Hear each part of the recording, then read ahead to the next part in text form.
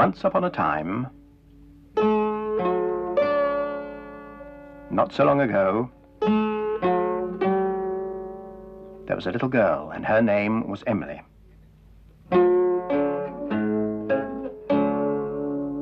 And she had a shop. There it is. It was rather an unusual shop because it didn't sell anything. You see, everything in that shop window was a thing that somebody had once lost, and Emily had found, and brought home to Bagpuss. Emily's cat, Bagpuss. The most important, the most beautiful, the most magical, saggy old cloth cat in the whole wide world.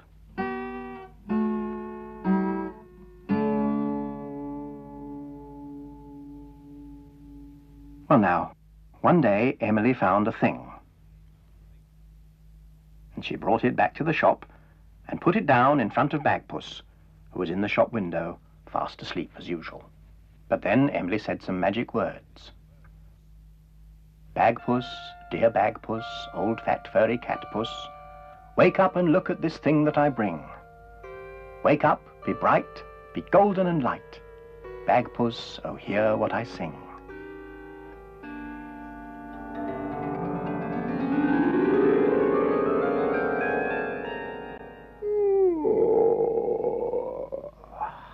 And Bagpuss was wide awake.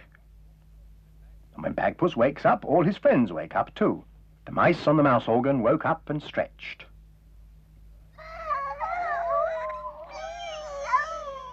Madeleine, the rag doll. Gabriel, the toad. Oh, look, look. And last of all, Professor Yaffle, who was a very distinguished old woodpecker.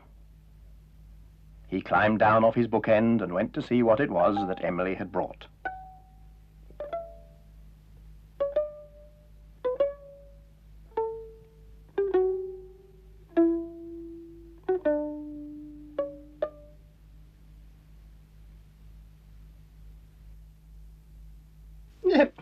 What a soggy-looking thing. It's a dirty old sort of bag with legs, made of tartan cloth. I haven't the slightest idea of what it is. I really don't know why Miss Emily brings us things like this. So we can mend them, of course. Clean them and restore them into the beautiful things they once were. Yep, that's all very well, but we don't know what it once was. Well, we can try and think of things it might have been. Gabriel, what do you think? It looks a bit froggish, but it has a tartan coat. Is it a Scottish frog? No, frogs have different sort of legs. And anyway, Scottish frogs are green or brownish, just like frogs anywhere else. I've never seen a tartan frog. Bagpuss, you are good at thinking. If this isn't a Scottish frog, what is it? Oh, that's difficult. I shall need a thinking cap. Here's one. Will this do? Ah, a tartan thinking cap, a tam o' shanter. Oh, thank you. Let me see if I can think Scottish thoughts in a Scottish thinking cap. So Bagpuss thought.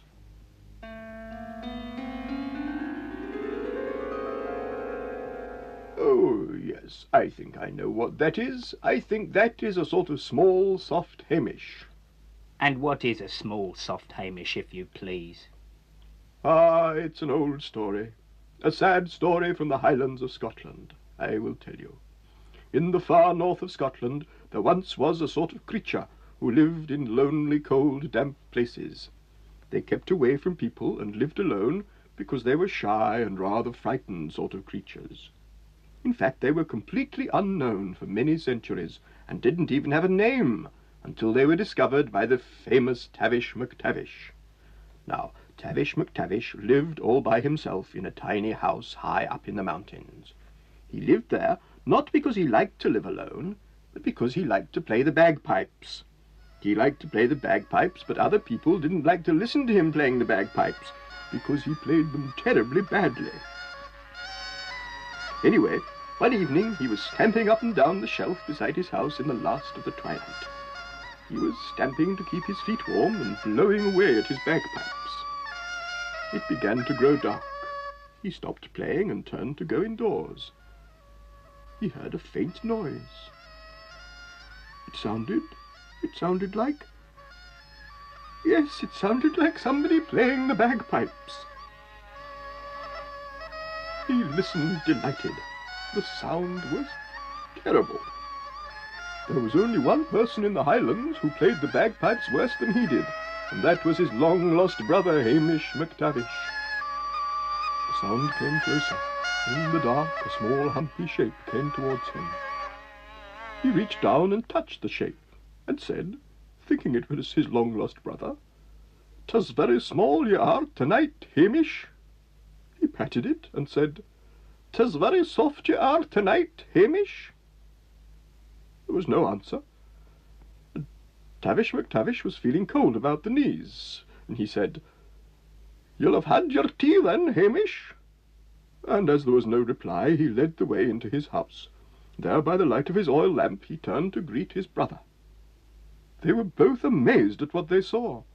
Tavish McTavish was amazed because it wasn't his long-lost brother Hamish, but a small, soft creature. And the small, soft creature was amazed because he thought he had heard another small, soft creature, perhaps his own long-lost brother, crying for help in the cold winter twilight, and had come to help him. Well, once they got over their surprise, they found they were rather pleased to see each other. McTavish made up the fire and closed the door, and they sat down. McTavish sat on a stool by the fire, hugging his cold knees, but the small, soft creature liked the cold, so it sat on the floor and leaned on the door, thus blocking up a rather nasty draught. Tavish McTavish called the creature Hamish in honour of his long-lost brother, and they lived there in the lonely house for a long time. They were very happy together for many years, and then, one evening, as they sat quietly by the fire, they heard a sound they recognized.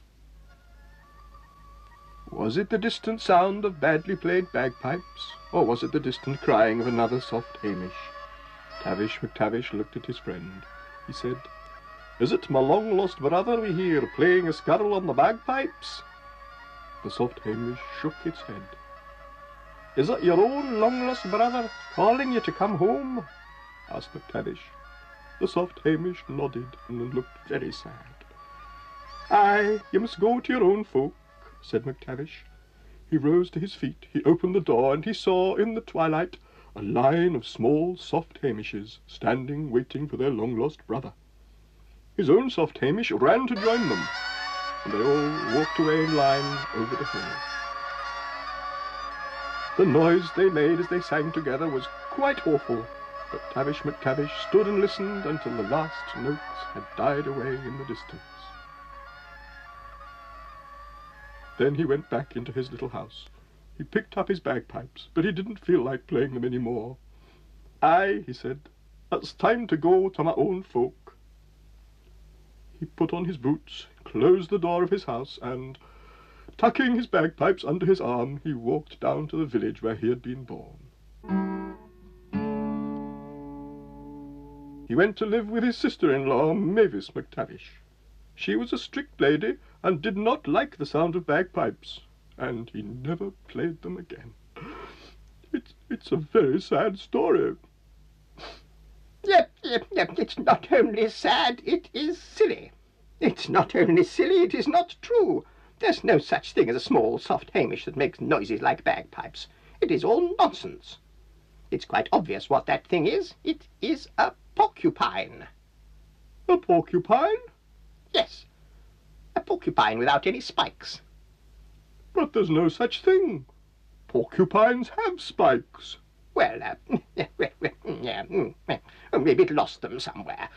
What we need is a good song to encourage it to grow some new spikes. Porcupine oftentimes. Here's the one. Heave, heave, heave, heave. The marvelous mechanical mouse organ.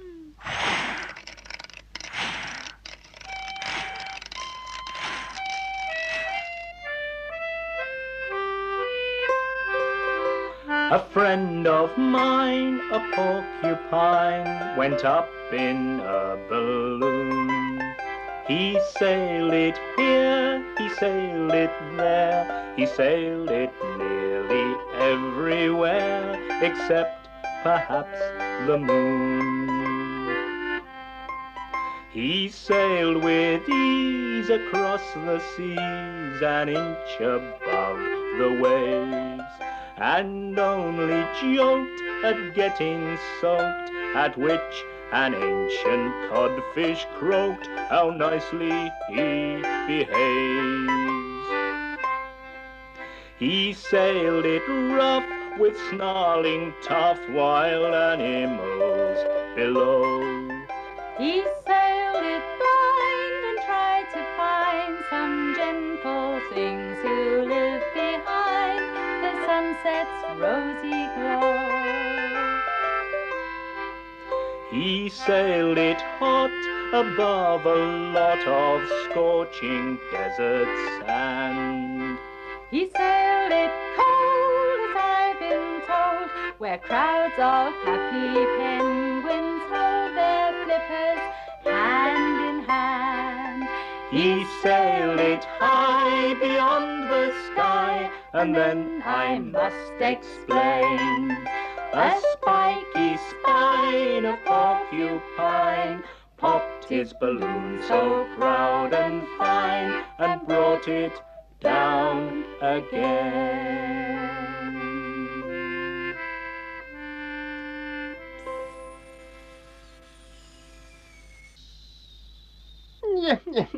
I must say, that doesn't seem to have had any effect on the poor thing.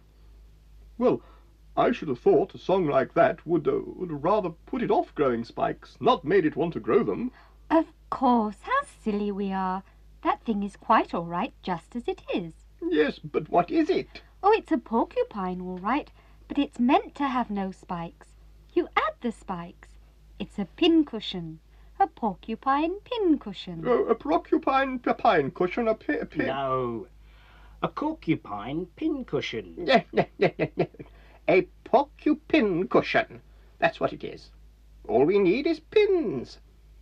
Here's a pin and here's a pingle. Porcupines are always single. Poor old pines, they must not mingle. Pingle, pangle, pingle. Here's a pin and here's a pingle. Porcupines are always single. Poor old pines, they must not mingle. Pingle, pangle, pingle. Here's a pin and here's a pingle. Porcupines are always single. Poor old pines, they must not mingle. Pingle, pangle, pingle. Pingle, pangle, pingle. Pingle, pangle, pingle. There it is, a perfect porcupine pincushion. The mice pulled it to the front of the window, so that if anybody should happen to come past who had happened to lose a porcupine pincushion, they would come in and collect it, and so their work was done.